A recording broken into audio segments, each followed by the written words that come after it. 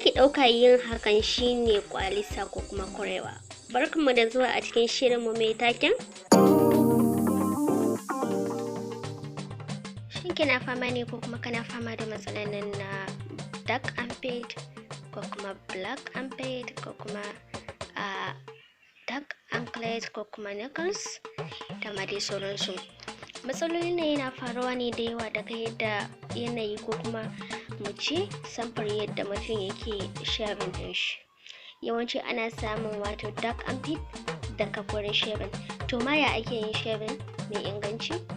Za mu gaya muku yadda ake shaving mai matuƙar inganci, kuma za mu gaya muku yadda za ku magance wato dark armpit insha Allah.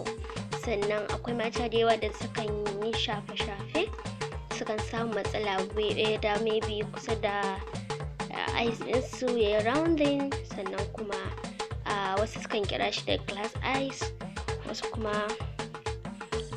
hannayensu za ka ga a yatsan nan ta ɗan yi rounding black, wasu kuma a kafansu daidai idan kafa ɗin nan, ko kuma ake cewa sawun kafa uku, I don't know, gurin za ka kalla yayi alama ta baki saboda shafe-shafe da wasu mutane suke yi, waida namiji ko kuma namace. So ku kalli bidiyon nan daga farko har ƙarshe domin ku ji ya ake wannan treatment ɗin, sannan kuma ya mai kamata a fara yin shaving. Yana da matuƙar inganci ku gane. So idan ku baki ne a wannan tashar jamus, ku danna mana alamar nan ta subscribe, kana ku danna ƙarar sanarwa domin shi ne zai ba ku damar samun sabbin shirye-shiryen mu da zarar mun ɗaura. Abu na farko za mu fara kuma ta ya ma ake shaving, kuma me za ka yi amfani da shi wajen shaving ka ji daɗi, kuma sannan ba zai fitar maka da rashes ba, kuma ba zai fitar maka da wannan dark shaft ɗin ba.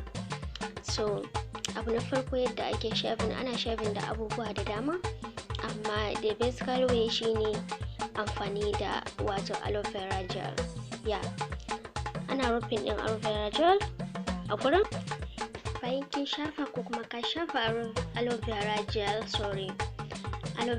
a gurin, sannan za ka iya ka yi shaving.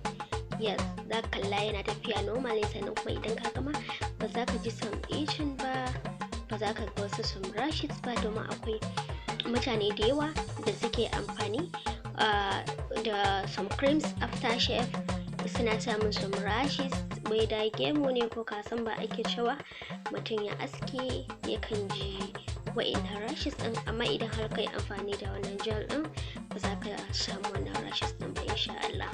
Sannan zai cire maka wasu bacteria na kuraɗin sosai saboda is very useful a skin ɗin mu. Idan har baka samu ko kuma baki samu aloe vera gel ba, za ki yake amfani da natural aloe vera a cire gel ɗin na ciki, wannan ruwa ɗin da shi kawai za a yi using, amma better way shine a samu wannan gel ɗin saboda akwai ingredients kuma da aka saka mata a ciki, tana da matuƙar amfani da za ta ƙara a skin. Sannan wasu za su fara tunanin cewa to ya za mu yi masa soap. According to soap da wasu suke using, don mutane da yawa sai sun sa soap sai su fara shaving. A rika lura kuma a rika kula da wannan soap ake using before shaving, domin wannan ma yana kawo matsaloli da dama, domin wasu already da zaran sun yi shaving sai kaga sun next day rashes ya fito har yana iya musu ciwo ko kuma zafi da ma dai sauransu.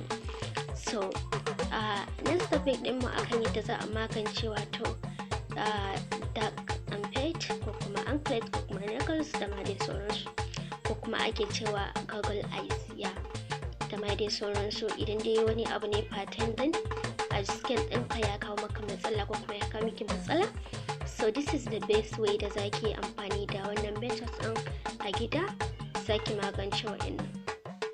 So abu na farko shine zaki samu lemon, wato lemon tsami. Idan kika samu lemon tsami sai ki samu wato siga ko salt, amma best way shine a using da siga, a ƙara mishi salt kaɗan a ciki da wannan lemon ɗin da kuma wannan baking soda ɗin. Yes, I know you guys kun san menene baking soda. Yes, a yi amfani da shi, sai a ɗauka a mixing ɗin shi, a bar shi for good 10 minutes, sai a ɗauka a yi applying a gurin akwai mata da yawa da sa bra yakan kawo musu line skin, sai gurin yayi layi kuma sannan yayi baki. Wannan yawanci yana faruwa ne ga mata masu yawan son shafe-shafe, yau an shafa wannan gobe an shafa wannan, da kuma nan glass skin din yawanci mata masu son shafe-shafe ana amfani da cleanser, gobe a yi amfani da wannan, yawanci suke samun wannan.